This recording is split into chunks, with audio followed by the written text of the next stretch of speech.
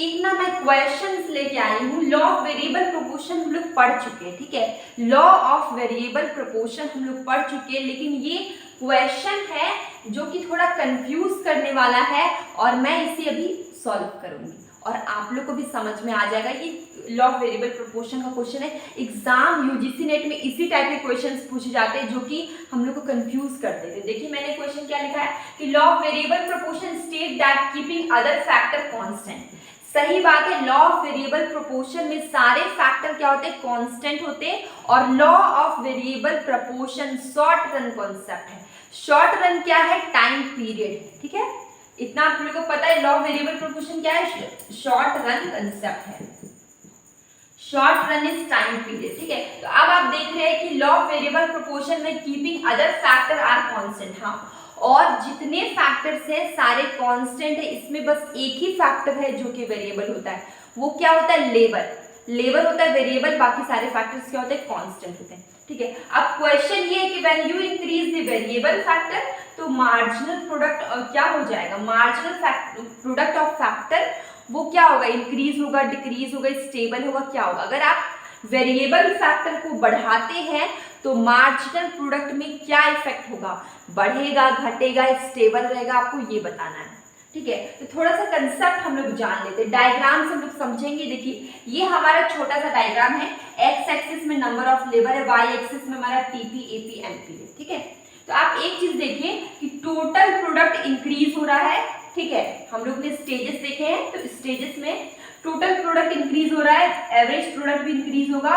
ये हमारा marginal product है, ये क्या है, मार्जिनल प्रोडक्ट भी इंक्रीज होगा। ये हमारा क्या है, एवरेज प्रोडक्ट, वो भी इंक्रीज होगा। मतलब इस फर्स्ट स्टेज में तीनों इंक्रीज होता है, ठीक है। उसके बाद क्या होगा कि एक पॉइंट आएगा जहां पे देखिए, यहाँ ये पॉइंट, इस पॉइंट पे एपी, ये है एवरेज प्रोडक्ट और ये है MP, marginal product, both are equal, ठीक है।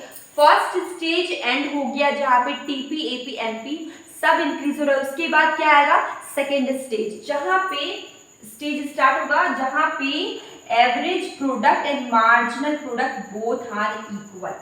आप डायग्राम में देख पा रहे हैं एपी, देखिए ये क्या है, एपी का लाइन है और ये है एमपी का लाइन, दोनों क्या हो जाएगा, इक्वल होगा एक पॉइंट पे। इसके बाद क्या हो रहा है, इसके बाद क्या होगा, टोटल प्रोडक्ट इंक्रीज होगा। ये देखिए, ये मैक्सिमम में पहुंच गया, ये सबसे हाईएस्ट में पहुंच गया। ये क्या है, इसका मैक्सिमम है टोटल प्रोडक्ट का।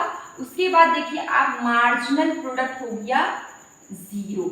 यहाँ पे देखिए, यहाँ पे मार्जिनल प्रोडक्ट हो गया जीरो, यहाँ पे टोटल प्रोडक्ट हो गया मैक्सिमम, ठीक है। तो जब टोटल प्रोडक्ट मैक्सिमम होगा तो मार्जिनल प्रोडक्ट क्या हो जाएगा, जीरो हो जाएगा। यहाँ तक समझ में आ गया। इसके बाद देखिए टोटल प्रोडक्ट, इसके बाद यहाँ नीचे जाएगा, डिक्रीज होगा, एवरेज प्रोडक्ट भी डिक्रीज होगा और मार्जिनल प्रोडक्ट हो जाएगा नेगेटिव। तो सारे स्टेजेस आपको समझ में आ गया। सबसे पहले क्या होता है, तीनों इंक्रीज होता है, ठीक है। TP, total product, marginal product और एवरेज प्रोडक्ट, तीनों इंक्रीज होगा। उसके बाद क्या होगा कि एक पॉइंट पे AP, average product and marginal product both are equal. इसके बाद क्या होगा, थर्ड स्टेज में टोटल प्रोडक्ट मैक्सिमम हो जाएगा और मार्जिनल प्रोडक्ट हो जाएगा जीरो। इसके बाद क्या होगा, टोटल प्रोडक्ट डिक्रीज होगा, एवरेज प्रोडक्ट डिक्रीज होगा, लेकिन मार्जिनल प्रोडक्ट हो जाएगा नीचे नेगेटिव। तो आपको सारी स्टेजेस समझ में आ गया। उसके बाद देखिए क्वेश्चन में पूछा गया है कि जब वेरिएबल फैक्टर इंक्रीज हो रहा है तो मार्जिनल प्रोडक्ट क्या हो जाएगा। आप स्टेजेस देख चुके हैं, मार्जिनल प्रोडक्ट होगा डिक्रीज।